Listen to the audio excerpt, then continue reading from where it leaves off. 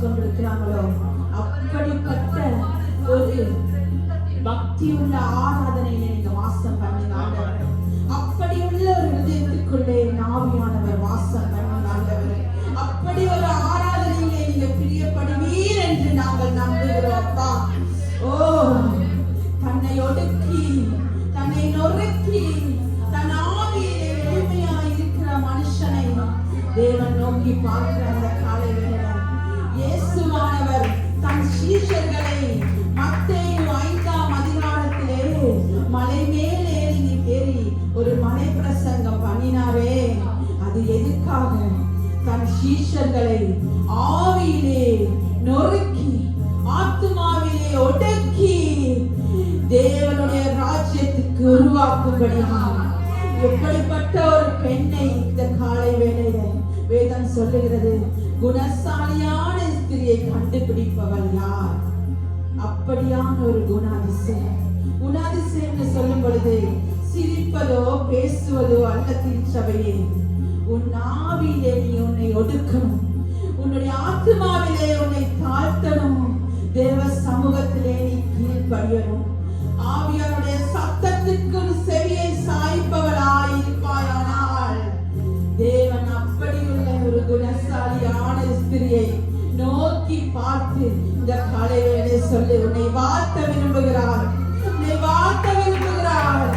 தூதனானவன் வந்து எலிசபெத் என்னும் ஒரு ஸ்திரீக்கு வாழ்த்துதல் சொன்னாரே, மரியாளுக்கு வாழ்த்துதல் சொன்னாரே.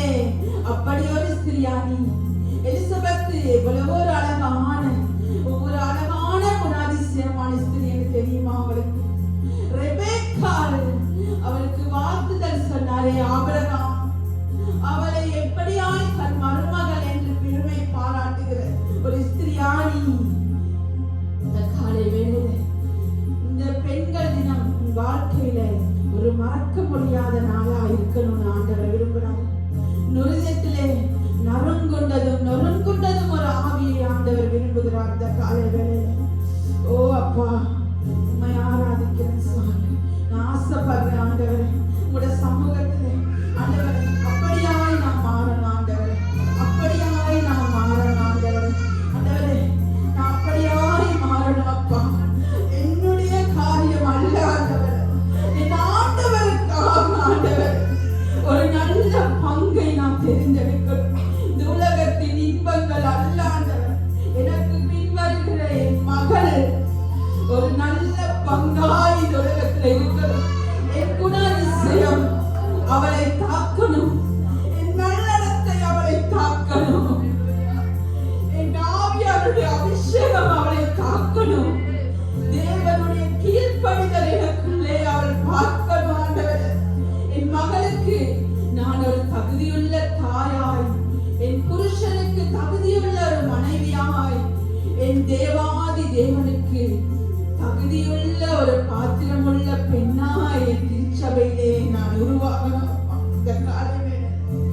என் தாய் என் கருவிலே நீ உருவாக்கும் பொழுது எனக்குள்ளே வைத்த அந்த விதை, அந்த ஜீவனுள்ள விதை, ஜீவனுள்ள விதையாய் இந்த பூமியிலே நான் ஆடும் வரை சமூகத்திலே உலகத்தின் தகுதிகளும் உலகத்தின் ஆசா பாசங்களும் படிப்புகளும் அறிவும் என்னை மேன்மைப்படுத்தாது, என் தகுதியை உயர்த்தாது. எனக்குள்ளே 1000 தகுதிகள் இருந்தாலும் எல்லா குப்பையும் மண்ணும் தூசியும் என்று எண்ணுகிறேன் ஆண்டவரே. இந்த காலையிலே என் கர்த்தருடைய குணாதிசயம் எனக்குள்ள மாற்றம் இருந்தா போதும். எந்த மனுஷனும் என்னை விழுத்தாதபடிக்கு, நான் விழாதபடி என்னை காத்துக்கொள்ள இந்த பூமியிலே நீங்க வரும் வரையும், என்னுடைய ஜீவனுள்ள கடைசி மூச்சிருக்கும் வரையும் என் புருஷனுக்கும் என் பிள்ளைகளுக்கும் உதாரண பாத்திரமாக என்னை வாழ வைங்க ஆண்டவரே. இதுவே நான் இன்னைக்கு உங்களுக்கு ஒரு பெண்ணாக கொடுக்கிற ஒரு புத்தியுள்ள ஆராதனை அப்பா. என்னை பான வழியாக உங்களுக்கு ஒப்பு கொடுக்கிறேன். என்னை ஒடுக்கி, என் ஆத்மாவை ஒடுக்கி ஆண்டவரே அப்பா விசேஷமாக இந்த ஆராதனையை நாங்கள் உயர்த்தி ஆண்டவரே உம்மை போல என்னை புரிந்து கொண்ட ஒரு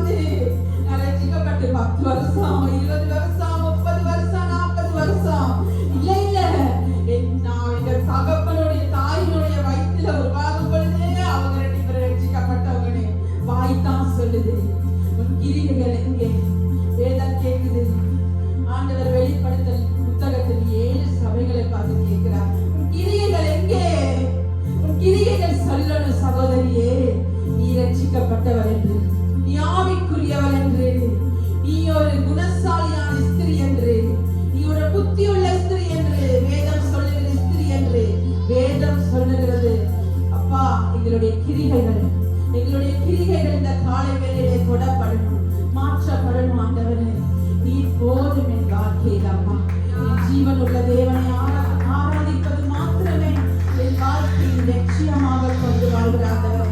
நான் மாத்திரமல்ல, இந்த காலை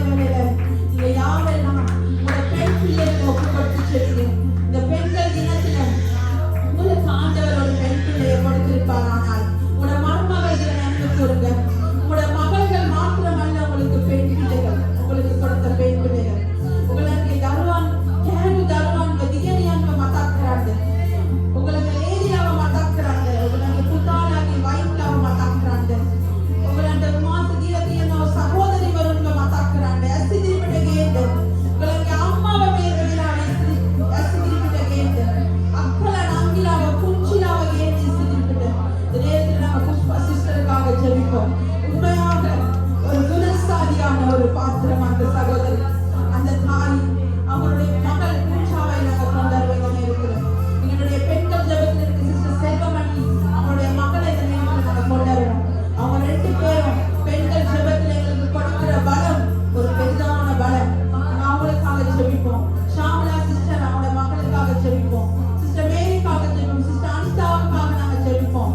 பெண்கள் ஜபத்தில் யாரெல்லாம் எங்களோட இணைகிறாங்களோ ஒவ்வொருக்காக இந்த நேரத்தில் நாங்கள் ஜெபிப்போம். கர்த்தர் ஒவ்வொரு பெண்ணை தகுதிப்படுத்துகிற ஆண்டவர்.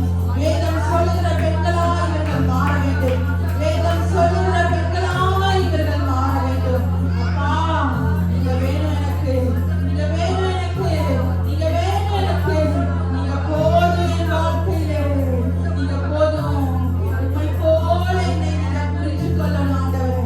என் வாழ்க்கையை புரிஞ்சு கொள்ளுங்க. ஒவ்வொருடைய பெண்ணுடைய இருதயத்தையும் ஆண்டவர் புரிஞ்சு கொள்கிற ஆண்டவர். ஒவ்வொரு பெண்ணும் அழுகிற சந்தர்ப்பத்திலே கவலையாய் உட்கார்ந்த நேரத்திலே ஆண்டவர் வந்து அரவணைக்கிற ஒரு ஆண்டவர். இருதயத்தை புரிஞ்சு கொள்ற ஆண்டவர். நீங்க கனிமப்படுத்திருக்கிறீங்களா? அந்த நேரத்துல கணவன் இல்லாமல் இருக்கிறீங்களா? உங்கள் கணவனாய் இருக்கிற சுவாமி புருஷன் நெத்தோய் ನಾವು ಕಾಣ್ತಾವಂತೆ ಸ್ವಾಮಿ ಮಾಸತಮೈ ಅಥವಾ ದಾಸನ ವಿತರಕ್ನೆಮೆ ಸಹೋದರ ಮೌವರನೆ ಸಹೋದರಿಯನೆ ನಮ್ಮ ದಾಮಯ ಸಮಯೋಗಲದ ಸ್ವಾಮಿ ಪುರುಷ ಯಾ ಸಮಯೋಗಲಂಗೆ ಮಿತ್ರಯ ಯಾ ಸಮಯೋಗಲಂಗೆ ಪ್ರೇಮವಂತ್ಯ ಯಾ ಸಮಯ ಆದರಣೀಯ ದೇವಿಯಾನ ದಾಸೋಗಲಂಗೆ ಒಗಳಂಗ ಸನಸನ್ನೆಯ ಒಗಳಂಗ ತುಳು ಕರಗನ್ನೆ ඔගල කන්දනවා අපිට ප්‍රේම කරන්න කවුරුත් නැහැ. මගේ ස්වාමි පුරුෂයා මාව දාලා ගියා. එයා ගියා. එයා නැති වුණා කියලා නෑ. ස්වාමි පුරුෂයා ලෝකේ මිනිස්සයා දවසකට නැති වෙයි. කොහොමත් නැති වෙලා යයි. තුරුල් කරගන්න කවුරුත් නැහැ අපිට. එතකොට තිබුණු වෙන්නේ ඉන්නේ මගේ යේසුස් වහන්සේ. කාන්තාවක් විදිහට දැන් ඉඳලා මල්ලගන්න. ලෝකේ ඉන්න ස්වාමි පුරුෂයා නැති වුණාට පස්සේ ස්වාමි වහන්සේ තුරුල් වෙන්න එපා. හැමදාම යාට තුරුල් වෙන්න. එයා තමයි අපේ ප්‍රේමවන්තයා. එයා මාව වෙන සනසනවා. පියෙක් මෙන් සෙනෙහස කරාව. විමසා බලලා කරුණාව අනුග්‍රහය අෂ්ට දුර්වල කමේදී ඔබලව මෙච්චර කාලයක් ගෙනාවේ. ඔබලගේ මුඛේ තියන්න ඕනේ. මොන දේ වුණත් මගේ ස්වාමීන් වහන්සේ මට සැලකේ. ඔබලට කවුරු වුණත් මොන දේ කරත් ඔබලන්ට දිස්සන්න පුළුවන්. ඔබලව වටන්න පුළුවන්. තුවාල කරන්න පුළුවන්. මොන දේ වුණත් හරි මම බලන්නේ උඩ ඉන්න කෙනාව විතරයි. උඩ ඉන්න කෙනා විතරයි.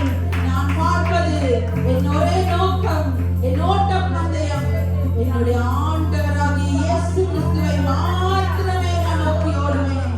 இயேசுவே இரட்சகரே, எல்லாரும் தூயவருக்கே இந்த நமஸ்காரம், இந்த ஆராதனை, இந்த புத்தியுள்ள ஆராதனை ஆண்டவர் உயர்த்துகிறேன். பரிசுத்த ஆவியானவரே, இந்த காலை வேளையிலே நீங்க ஒரு பொன்னை போல புடமிட்டு வெள்ளியை போல மினுக்க செய்கிறவர் நீங்க ஆண்டவரே. இந்த காலை வேளையிலே நீங்கள் ஒவ்வொருவரையும் புடமிட்டீங்க ஆண்டவரே. தியத்திரா சபைக்கு பேசினதை என் சபைக்கும் நீங்க பேசினதுக்காக நன்றி சொல்லுகிறேன்.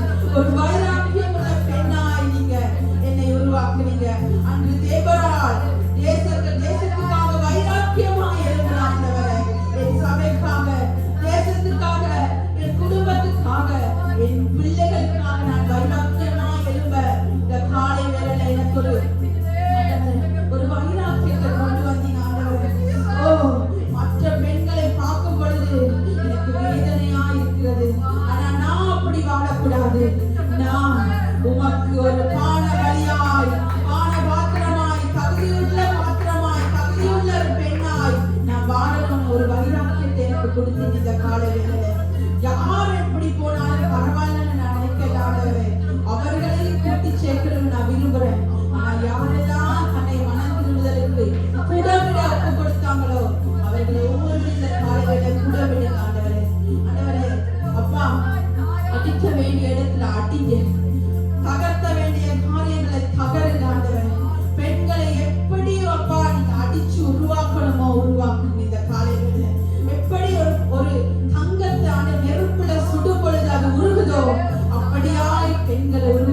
இந்த காலை வேளையில விசேஷமாய் என்னுடைய ஏயோது சபையின் பெண்கள் ஒவ்வொருவரையும் ஒப்புக் கொடுக்கிறேன்.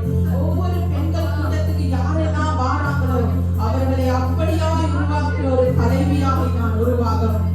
நான் மாத்திரமல்ல, இன்னும் அநேக தலைவிகளை நான் உருவாக்குகிற ஒரு சிஷ்யாய் என்னை மாற்றுங்க ஆண்டவரே.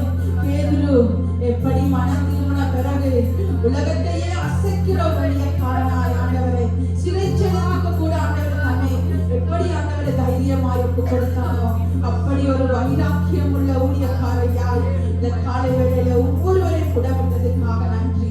உடைய ஆளுகைக்காக நன்றி, பரிசுத்தத்துக்காக நன்றி.